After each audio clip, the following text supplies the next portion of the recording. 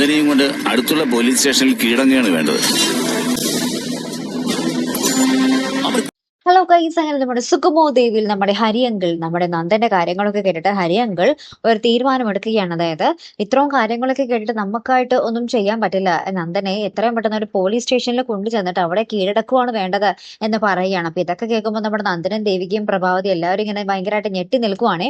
അപ്പുറത്ത് നമ്മുടെ രജനി ആണെങ്കിൽ ഗിരീഷ് മാഷിന്റെ അടുത്ത് ഭയങ്കരമായിട്ട് ദേഷ്യപ്പെട്ട് പറയുന്നുണ്ട്, സഹായിക്കാമെന്നും പറഞ്ഞ് നുടഞ്ഞു കയറി വന്നിട്ട് അവള് നന്ദനെ ചതിക്കുക എന്ന് നമ്മുടെ ദേവികേനെ പറ്റി പറയുന്നുണ്ട്. രജനിക്ക് അങ്ങോട്ട് കല്ലി അടക്കാനേ പറ്റുന്നില്ല കേട്ടോ.